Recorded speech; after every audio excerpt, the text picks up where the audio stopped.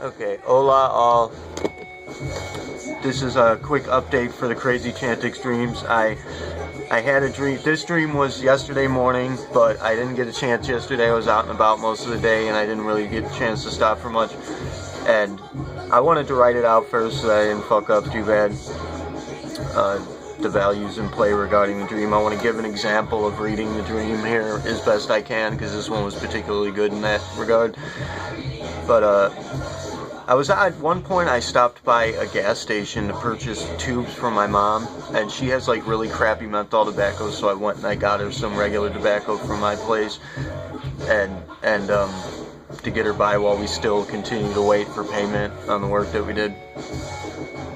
But I purchased regular tubes, a box of regular tubes, and then as I walked out, I was thinking, well, maybe I ought to get menthol so that she can use it with the regular tobacco and not have to like mix the shit together. And so I turn around and I go back in and I tell the dude I want to exchange these out for menthol because I'd rather have that. And the dude tries to tell me for like 5 minutes, he tries to argue with me and tell me that I didn't buy it there. Like I just bought it a minute ago, literally. I was about to have this dude go onto his fucking video camera.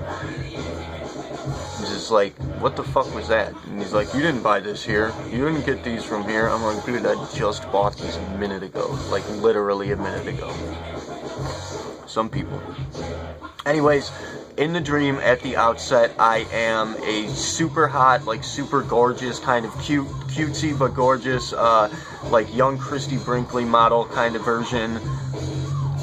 Just this super gorgeous young lady, which I have to say I love that. I love when I have dreams where I'm a chick. Just it gives me a taste of what I feel as though I'm missing out on. But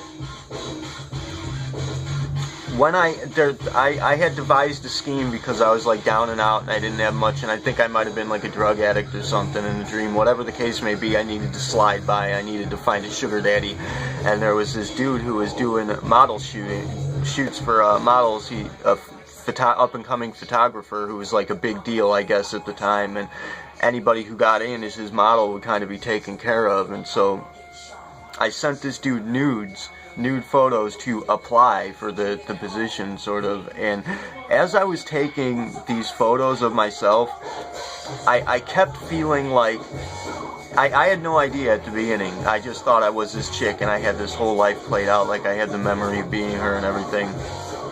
And you know, I needed to scheme my way into getting myself a sugar daddy here. But as I was taking the pictures of myself, I kept getting the idea like I'm gonna look like crap. I'm gonna look like me, and it reminded me who I was. And I suddenly was reminded that, oh, I'm a dude. I'm not a chick.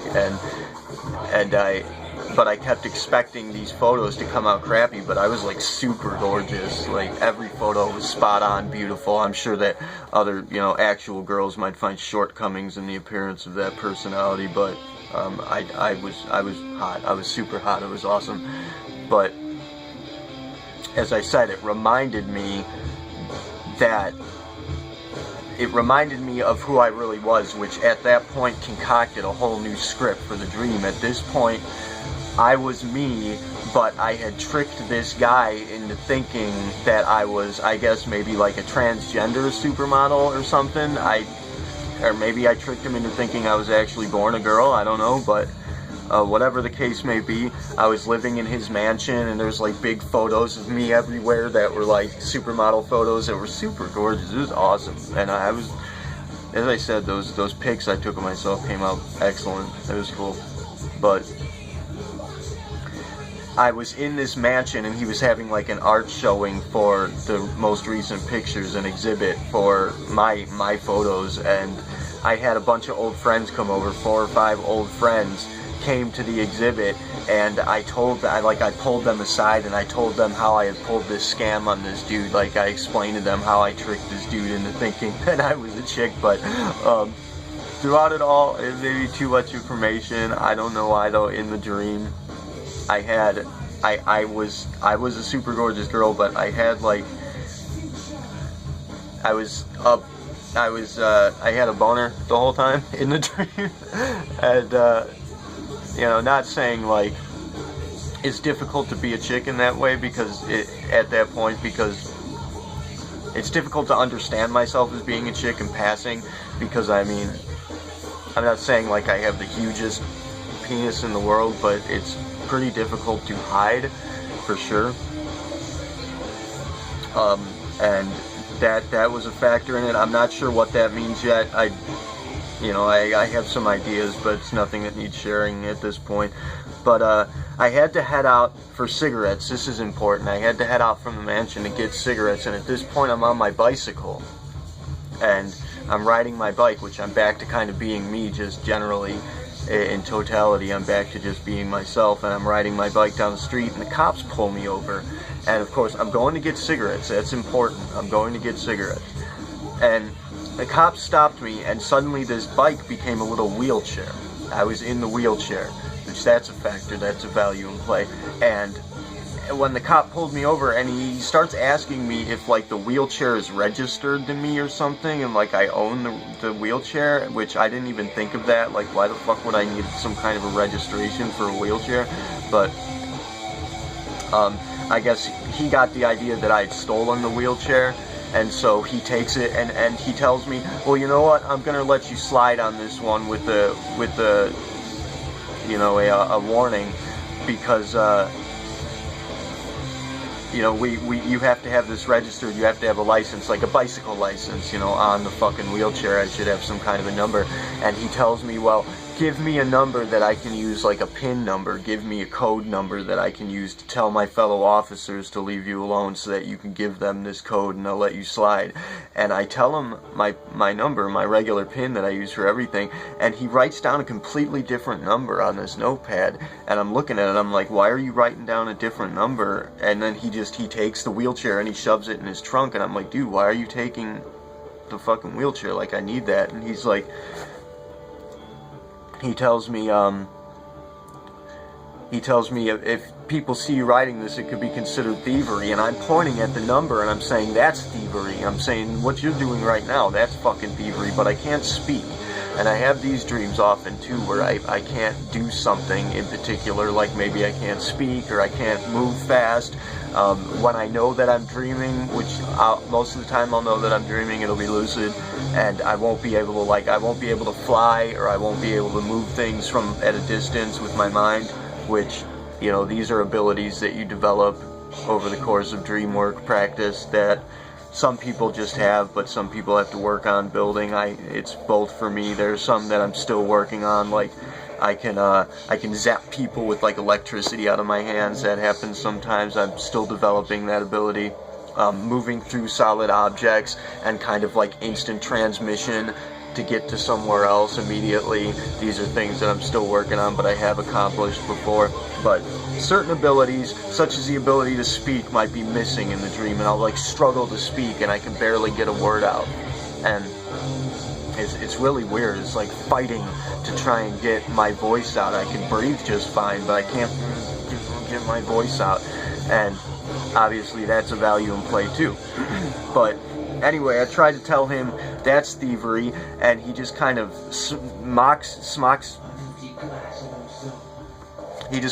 me, and he takes the wheelchair and he takes off, and I'm left to go get the cigarettes on foot, and I'm thinking, I'm on the wrong street. Had I not gone down the wrong street, just one street, I had taken a wrong turn. Had I not done that, I'd still be fine and wouldn't have been bothered by this dude. So that's a value that's in play. Now, all of these, the not being able to speak, the wheelchair in and of itself, going to get cigarettes, the thievery factor, the wrong street factor, these are all values that you have to take into account when you're reading it, which also that it had been taken by an authority figure. Now, I would think that obviously it's going to have to do with smoking, which I'm still having trouble quitting smoking. I'm working on it. I'm going to get it, but I'm fighting on that. The experiment is still in play. I'm not going to lose, but I have slipped a couple times. But that could be the consideration of going down the wrong street, is slipping on this. It could very well just be the addiction in and of itself, like having gotten addicted to cigarettes could have been the wrong street that I took, and how it's holding me back and it's getting me in trouble with authority figure, which the authority figure obviously is going to be a consideration of my own personal consideration. Is going to be myself, and play the God aspect of all of us, the greater mind. And the wheelchair representing a crutch, which could be the smoking. Obviously the smoking would be a crutch that I'm leaning on, taken by an authority figure, and me feeling as though it's been stolen from me, this crutch, which it's taken, I've stolen it from myself, and I've kind of tricked myself with the fake number, and pretty much lied to myself, which that could be the factor of me slipping up and not really, going full force on this. The voice missing, that's going to have to do with the chakra here, the throat chakra, and that could be a consideration of, it could be my fear of like getting throat cancer from cigarettes, which I've developed that fear recently, which I think is healthy because it's going to help me quit. But it could also be, it's actually more likely my inability to make a solid impact here with you guys, because I guess, I'm not setting a perfect example. I'm not being as strong-willed as I should be, and that I should be able to just quit smoking and throw that away. The thing is that I don't really want to, but I do have to, and I am going to. But that would be the values in play, is that myself is taking this crutch from me, and that I'm upset by it, and I feel as though I've taken a wrong turn. There are explanations behind that it can get deeper and deeper, but that's an example of seeing the values that are in play in the dream, of what things kind of mean to you. It's going to be symbolic of what things mean to you personally in most cases. There's some symbolisms that are going to be universal, that can be attributed to everybody, and those are the symbolisms that we want to find with the Remnants program, especially considering DreamWorks, but just about everything really falls into this classification, that we want to find the values that are lighting up consistently across the board, that everybody sees the same thing. When people look at a certain structure, everybody sees the same value. For example, with psychotropics, with dimethyltryptamine, the factor that drug will have almost precisely the same effects for anybody who uses it at any time in their life. That's going to be speaking to the substance itself as being a solid, grounded truth, as presenting some kind of actual, footwork in the grounded mechanism of reality. We want to find.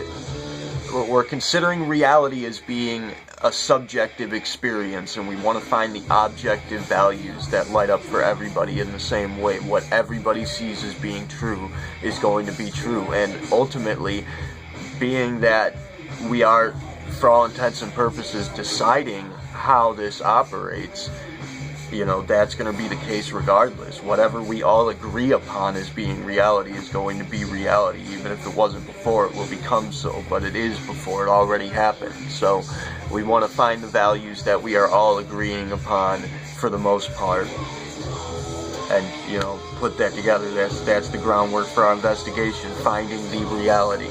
Anyways, that's a crazy dream. I had a few little offshoots in the dream that happened simultaneously, but they were pretty much just kind of like mainly they were sex dreams with exes, mainly my ex-wife. I have a lot of sex dreams with her, but we had the most incredible sex. But that's just, they don't really speak to me. There's not really any values in play with these little offshoots. They're just kind of like, they sprung out, branched out from the initial dream. But that was what happened in the initial dream. Anyway, that's my update for that. That's the next Crazy Chantix dream, and I will keep you updated on any more that follow. We're going to be launching the new course in a hot second, so props to anybody who's pulled in on that. Thank you so much for contributing. We're going to get that going hopefully tonight. Anyway, gracias for watching. Mi familia, Kila Salai, Teriyuni Siari, Namaste.